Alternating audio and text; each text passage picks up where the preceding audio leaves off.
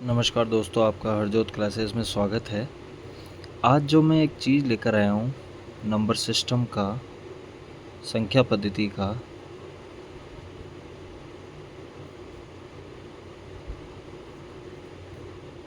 ये एक question I hope अगर आपने तैयारी की होगी तो आपको कंसेप्ट क्लियर होगा, और नहीं भी होगा तो मैं आपको एक चीज़ बताता हूँ। जैसे आपने रूल्स ऑफ डिविजिबिलिटी पढ़े होंगे, है ना, विभाज्यता के नियम पढ़े होंगे सारे, और कुछ नियम तो ऐसे होते हैं जो हम बना भी लेते हैं। लेकिन नॉर्मली हमें अच्छे से पता है कि अगर मैं आपके सामने लिखूं कि अगर किसी संख्या में 12 का भाग जा रहा है तो जाहिर सी बात है कि उस संख्या में 3 और 4 का भाग तो जाएगा ही जाएगा। अगर मैं आपको कहूं कि किसी संख्या में 88 का भाग जा रहा है, ठीक है, तो जाहिर सी बात है उस संख्या में 8 और 11 का भाग भी जाएगा ही जाएगा। इतनी बात तो क्लियर है, ठीक है। तो इसका एक प्रश्न आता है कि मान लो अगर आपसे कह दिया जाए कि 200 तक कोई संख्या है, कहाँ तक है, 200 तक कोई संख्या है, और आपको कह दिया जाए कि ऐसी कितनी संख्याएं हैं 200 तक जो 8 से पूर्णतः विभाज्य हो, डिविजिबल हो, और 11 से भी पूर्णतः डिविजिबल हो, तो ऐसी कितनी संख्याएं होगी जो पूरी तरह विभाजित होगी। तो इस चीज़ को समझने पहले अगर हम इसके बेसिक को नॉर्मली अगर किसी बंदे को नहीं भी पता हो और अगर वो सोचना चाहे कि नॉर्मली, तो आप खुद सोचिएगा कि 8 से विभाजित होने वाली जो संख्याएं होगी वो 8 के गुणज की होगी। क्लियर है ये बात? मतलब वो 8 के पहाड़े में आती होगी। अब 8 का पहाड़ा अगर आप 10 तक पढ़ते हैं तो 80 तक कंप्लीट हो गया और हमें 200 तक जाना है, तो 80 संख्याएं तो हमने कंप्लीट कर दी, और 80 संख्याओं में ये 80 नंबर्स हैं। 80 ऐसी संख्याएं होगी जिनमें 10 ऐसी संख्याएं रही होगी जिनमें 8 का भाग गया होगा। मतलब मैंने यहाँ 10 में भाग लगा दिया। 10 में लगाने का मतलब ये हुआ, 10 में नहीं लगाया मैंने भाग, मतलब ये 80 तक में जैसे 8 का पहाड़ा पढ़ते हैं तो 8 के गुणज में जो जो संख्याएं रहेगी उनमें भाग जाएगा। जैसे 1 अट्ठा 2 अट्ठा 16, 3 अट्ठा 24, ऐसे 10 तक जाते जाते जाते 80 आए होंगे। तो टोटल कितनी संख्याएं रही होगी? 10 संख्याएं। ऐसे ही मैं आगे और पढ़ लूँ 80, तो 80 और 80 कितने हो गए? 160। 160 तब तक कितनी संख्याएं हो गई होगी? 20 हो गई होगी। और 200 पूरा करने के लिए टोटल 200 तक पूछी थी, मैंने 160 संख्याएं तो कर ली, बची कितनी है? 40। तो जब 80 में 10 संख्या हो रही तो 40 में 5 संख्याएं रही होगी, यानी टोटल 8 से विभाजित होने वाली 200 तक में टोटल 25 संख्याएं हैं। ठीक है, तो ये उन लोगों के लिए मैं बता रहा हूँ कि ये तो हुआ बेसिक कि अगर हम सोचना चाहें तो ऐसा। लेकिन एकदम से प्रश्न आता है कि 100 तक की संख्याओं में 3 और 4 से विभाजित होने वाली कितनी संख्याएं हैं, तो इसे दिक्कत हो जाती है। तो आप कॉमन सेंस एक रखना कि ये जो 200 लिखा हुआ है ना,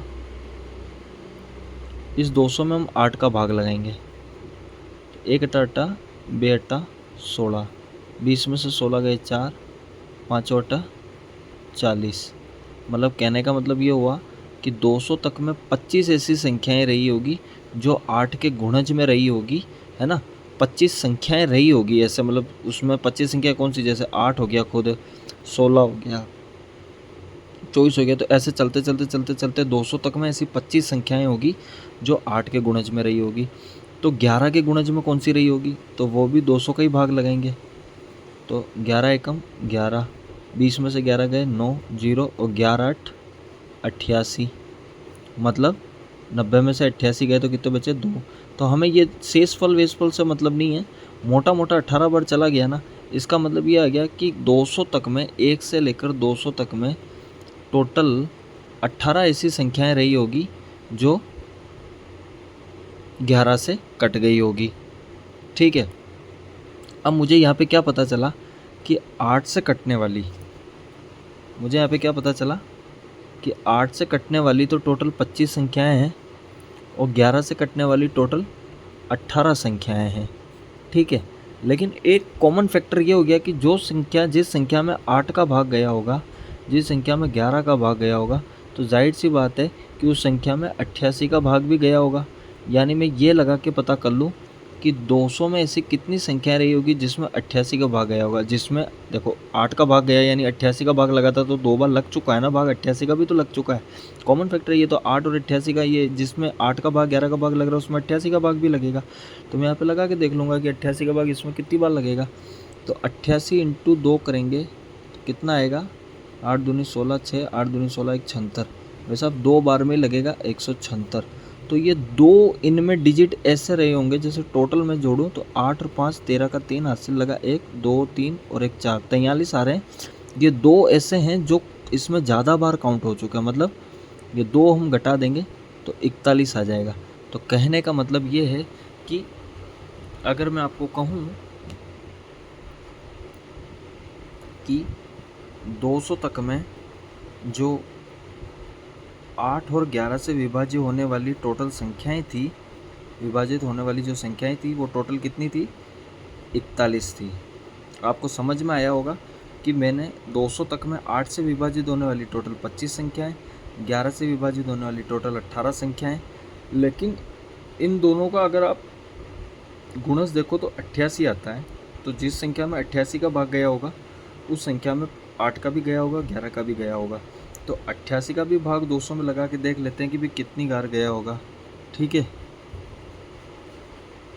भाग लगाया तो हमें क्या पता चला, 2 बार गया। तो ये 2 घटा देंगे तो 200 में 200 तक जो संख्या है उनमें 8 और 11 का भाग लगने वाली 41 संख्या हैं। अब आपके सामने एक क्वेश्चन में और लिखता हूँ, शायद आपको समझ में आ जाएगा, ये आप दिमाग लग जाएगा इसमें। मैंने आपको बोला कि 100 संख्याएं हैं। ठीक है, 100 संख्याएं और 100 तक में ऐसी कितनी संख्याएं होगी जिनमें 3 और 4 से पूर्णतया विभाज्य हो, पूर्णतया विभाज्य हो।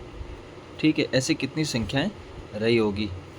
तो सबसे पहले हम देख लेते हैं कि 100 तक में ऐसी कितनी संख्या रही होगी जो 30 से विभाज्य रही होगी।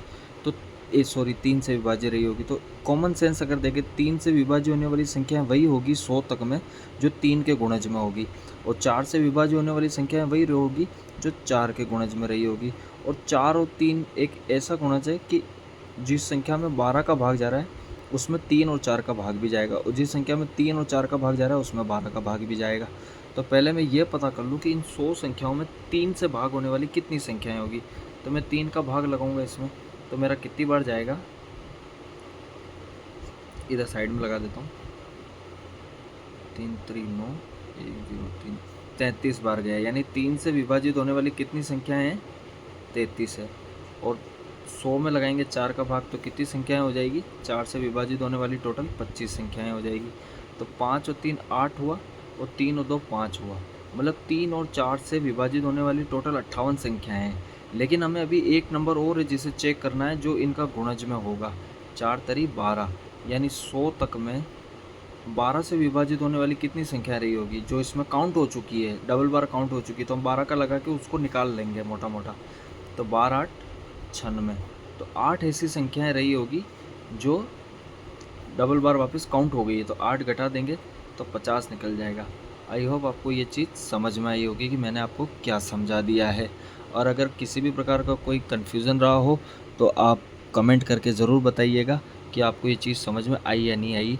दोस्तों, बेसिक पे ध्यान देना था। नॉर्मली आपको हमेशा यही ध्यान रखना है कि किसी भी संख्या का कहाँ से भी पूछे, किसी भी संख्या का किसी भी संख्या में भाग जैसे जाता है तो उसे गुणा में जाता है। जैसे मैं बोलूँ कि 50 तक में 3 से विभाजित होने वाली कितनी संख्याएं हैं, तो 3 से विभाजित होने वाली वही संख्याएं होगी जो 3 के गुणज में होगी, और 3 के गुणज में इसमें कितनी संख्याएं होगी, तो मैं 3 का भाग लगा दूंगा इसमें, तो कितनी होगी, 3 का भाग लगाऊंगा 50 में तो कितनी बार जाएगा, 3 एकम 3, 5 में 3 का 2, 6 3 18, यानी 16 बढ़ गया ना। तो 50 में बाकी 2 जो बच रहा है, इसका मतलब ये हो गया कि कुछ संख्या ऐसी होगी जो 2, 3 के अलावा संख्याओं से विभाजित रही होगी, है ना।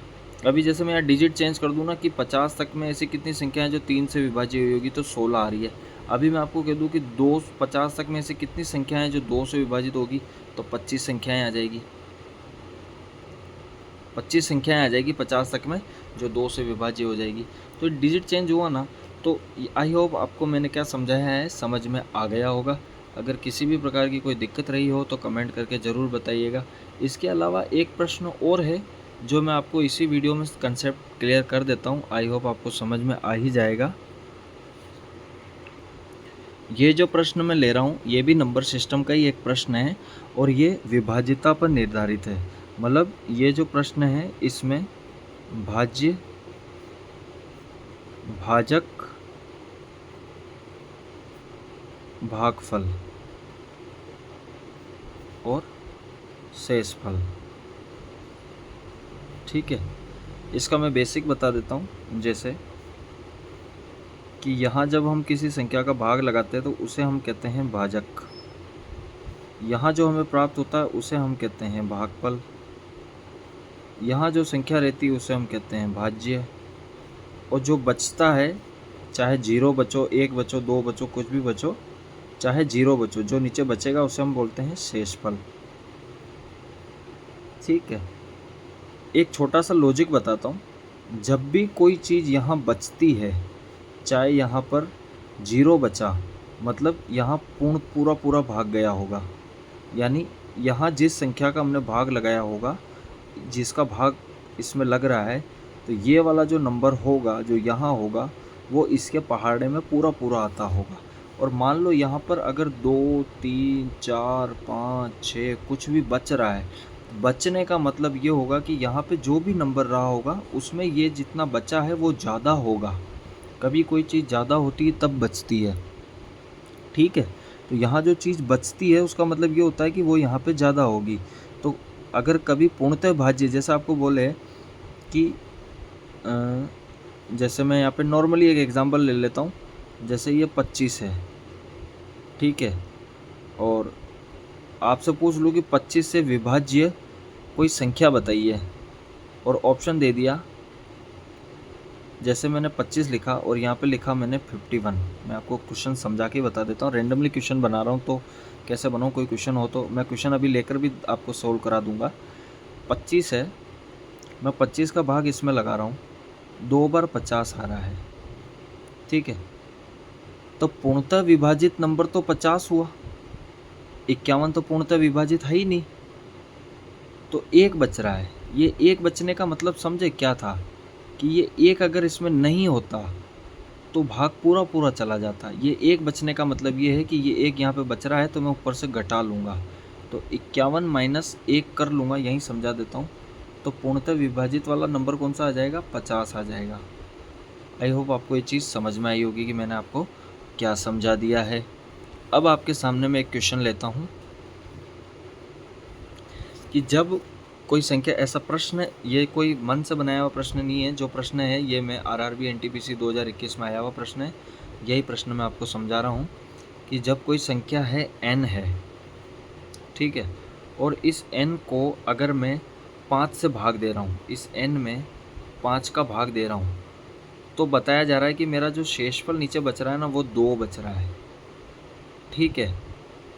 तो और फिर आगे कंडीशन दे रखी है कि अगर मैं n स्क्वायर को 5 से भाग दूं, मतलब यहाँ पे जो संख्या रही है अगर इसके स्क्वायर को अगर मैं 5 से भाग दूं, तो मुझे पूछ रहे हैं कि यहाँ पर क्या बचेगा, यहाँ क्या बचेगा।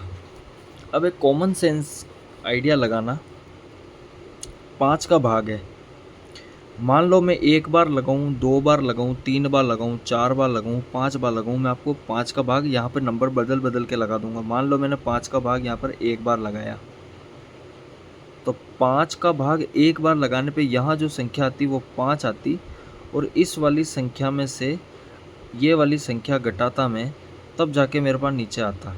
अगर मेरा भाग पूरा चला जाता है, यहाँ अगर 5 ही होता तो 5 में से 5 जाते तो 0 आ जाते, लेकिन यहाँ पर जाहिर सी बात है कि 5 नहीं रहा होगा, 5 से ये 2 जो है ज़्यादा ही रहा होगा, तो ये 5 और 2 ये कितने हो गए, 7, यानी यहाँ पर क्या नंबर रहा होगा, 7 रहा होगा। क्लियर है, यहाँ पे 7 रहा होगा, 7 में से 5 जाएंगे तभी 2 आएंगे। अब आप कहेंगे कि सर आपने इसमें भाग जो है एक बार लगाया, हमको कैसे पता चलेगा कि हम इसमें एक बार लगाएं।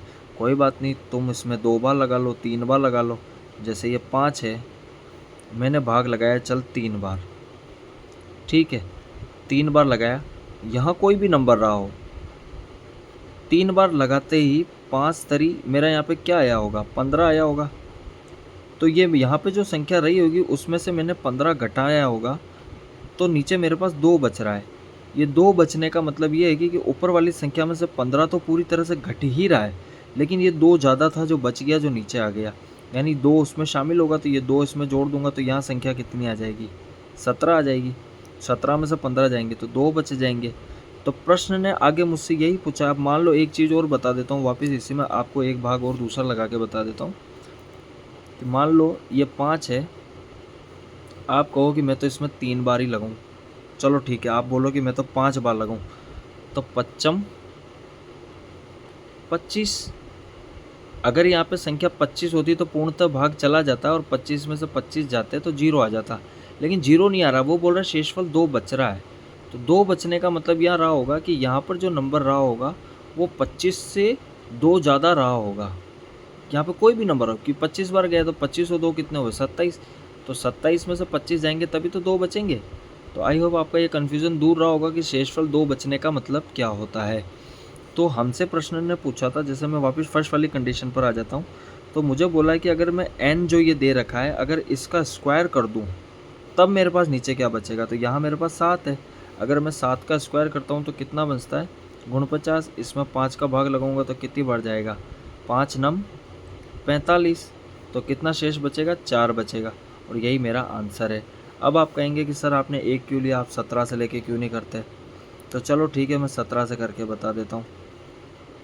5 है, यहाँ जो 17 आया होगा उसका मैं स्क्वायर करूँगा, 17 का स्क्वायर कितना होता है 289, इसमें भाग लगा के देख लो तो कितनी बार जाएगा, 55 25, 28 में से 25 गए तो कितने बचे मेरे पास, 8 में 5 गए 3, और फिर बचा 9, 5 70 35, और 39 में से 35 गए तो कितने बचे, 4, तब भी शेष 4 ही बच रहा है। तो आई होप आपको ये कंसेप्ट समझ में आया होगा, जो मैंने बार बार डिजिट बदल बदल के आपको बताया कि ये शेषफल का क्या मतलब होता है और इसका मतलब क्या होता है।